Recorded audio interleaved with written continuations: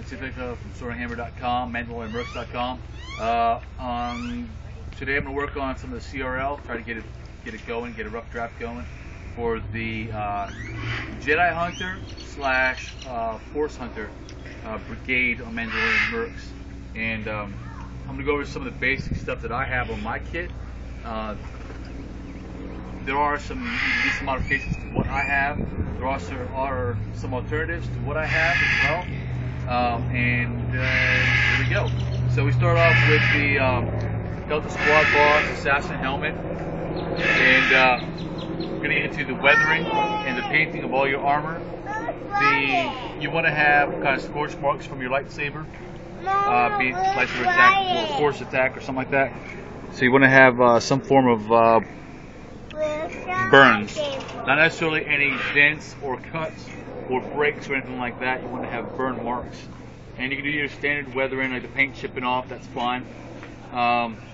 Next we get into, let's start from the neck on down, I guess.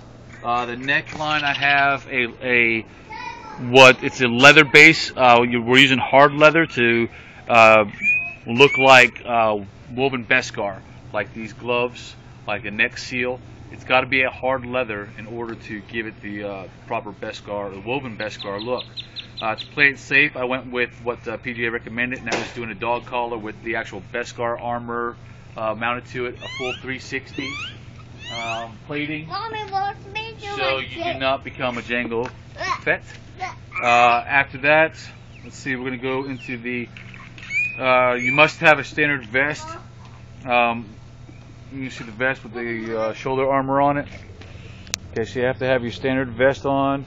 You have to have shoulder armor, which is per CRL for any Mandalorian. And also for this particular Mandalorian, we also want to have the bicep armor as well. And the bicep armor is to protect the side strike on one of the 9 moves, whatever it's called, from the Jedi. And you have to have a standard Mandalorian Boba style backplate, and you need to have your standard modern era chest plate to include the diamond. So you have the 1, 2, 3, 4 standard 5 pieces for the front. Now next we're going to get into your undergarments. So jumpsuit, like any other Mandalorian. Now we're going to get into the dusters, optional. I added the duster for my own character. So it's not a mandatory, it's not a requirement. I want to get into the left gauntlet.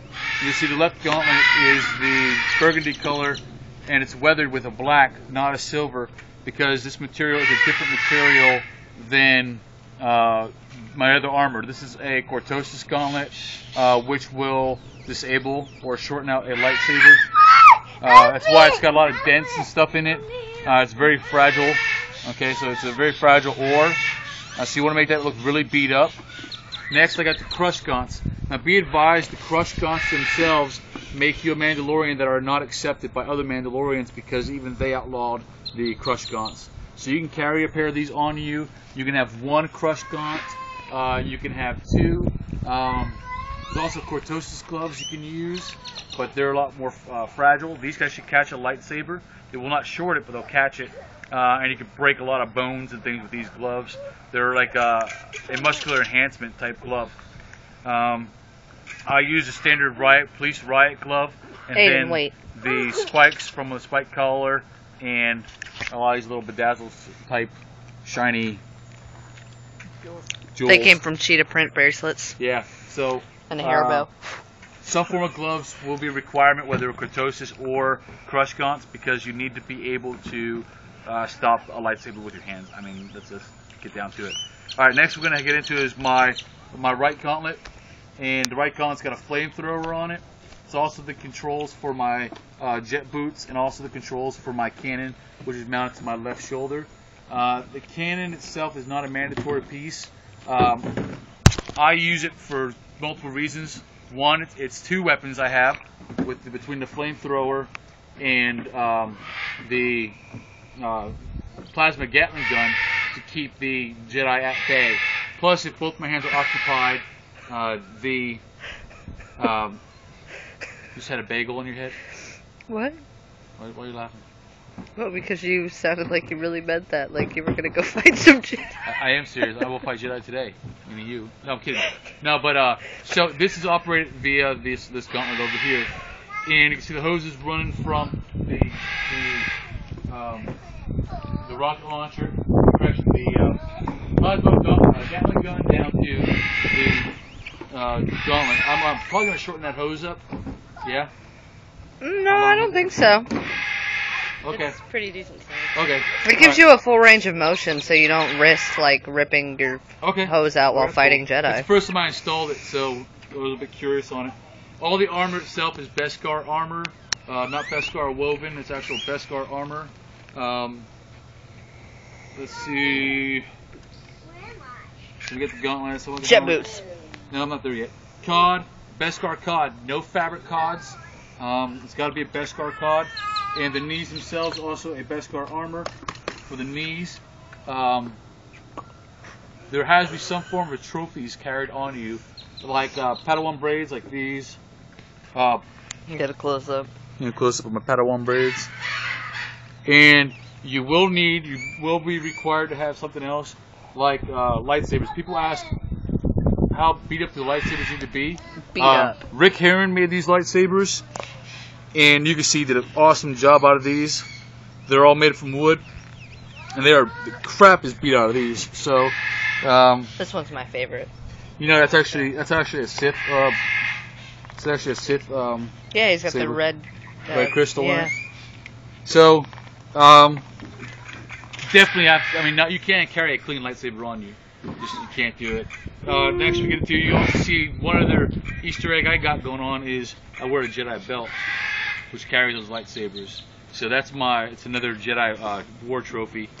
So knees, cod, your standard criteria for Mandalorian, as always, is chest, back, shoulders, gauntlets, cod, knees, and that's pretty much simple with additions.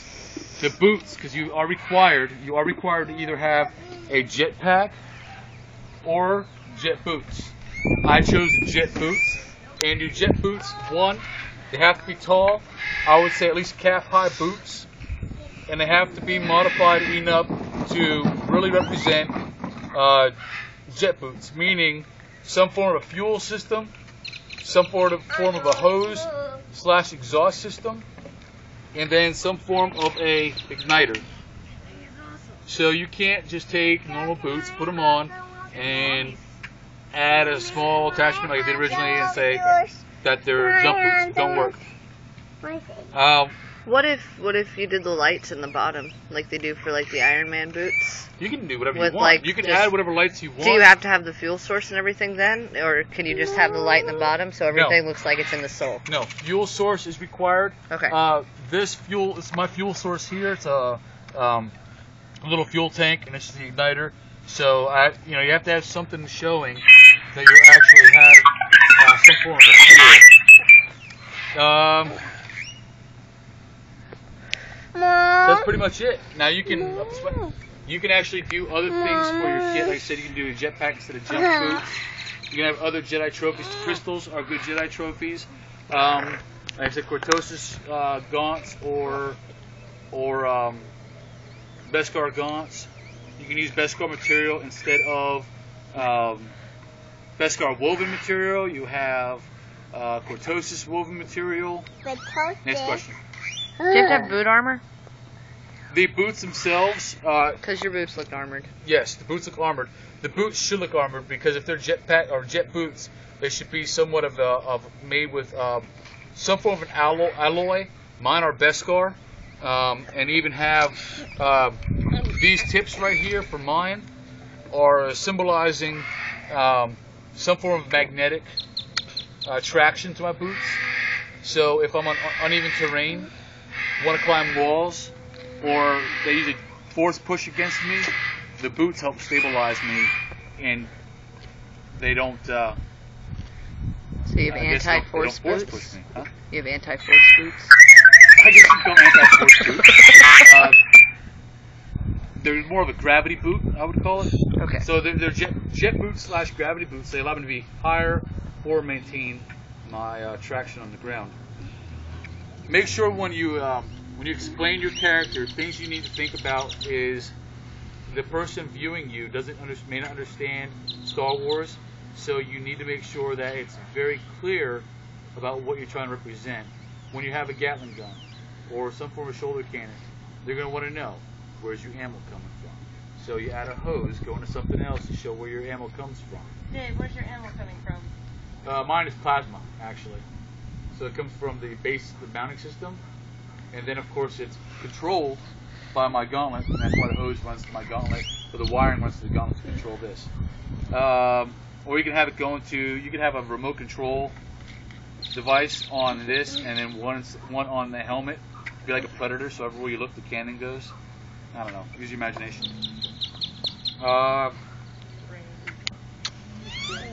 Yes. Is being bald a requirement? Being bald is a pretty good. It's not a requirement, but it's highly recommended. Just because I am. So. Make it look good. And I make it look good. You know? Neck collar should armor for your neck should go up well enough up into the To the butt club. to the look at the butt club. What? To the butt club. You should go well up underneath your helmet. I know people with balaclavas, but I would suggest something of more of an actual collar, or more of a neck seal than just a balaclava. Can you spell that? Grenades, weapons.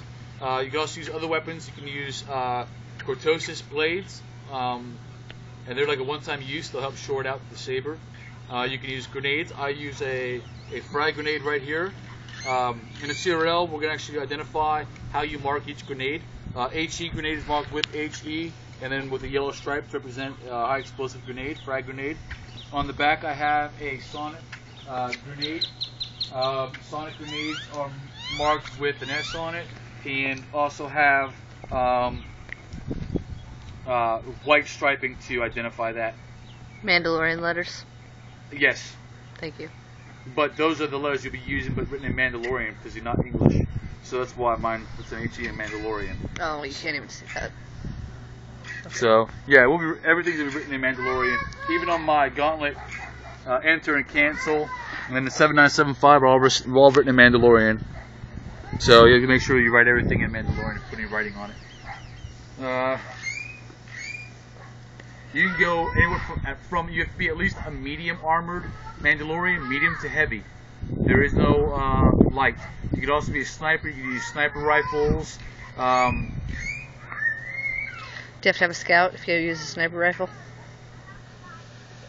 To be determined. Okay. That's something we'll talk about. We'll add that to the CRL, because your normal sniper, you do need to have a recon or a scout. So if you have a sniper Mandalorian that's Jedi Hunter, Force Hunter, I'm going to say no, because you're not primarily a sniper. You will not be a sniper classification. A sniper is an ability in this case. Like, I can grab a sniper rifle right now and snipe off a Force user. But I'm not necessarily a sniper. You know what I'm saying? That's not my class. It's not my category. It's not my brigade. Okay. But it's an ability I have being a Force Hunter. Anything else we can think of? Because I'm sure we need more questions. Well, I got 101, but none of them are important. Okay, no, I mean pertinent to this. Darker colors. No neon colors. No Crayola box or Hot Wheels colors. Well, really? What about like the cherry red? Because I mean, that's not really. It's a crown boxer. Primary colors, like I have yellow, okay, on my grenade. You will have purple as one of the colors to identify a grenade. But one of your primary colors should not be. Don't look like you're going through it. Yeah, don't look like you're going through a rave. No fluorescent greens, fluorescent oranges, fluorescent pinks. Yellows. No pinks at all. You know, shouldn't really use yellow. You can use whites, and that's based on if you're going to be Arctic. If you want to be environment specific, that's what your armor should be based off of. Whether you're going to be like woodland, or if you're going to be in a tropical environment, or if you're going to be in a desert environment, or a tundra or a snow environment, What if you're in a rain environment? urban environment.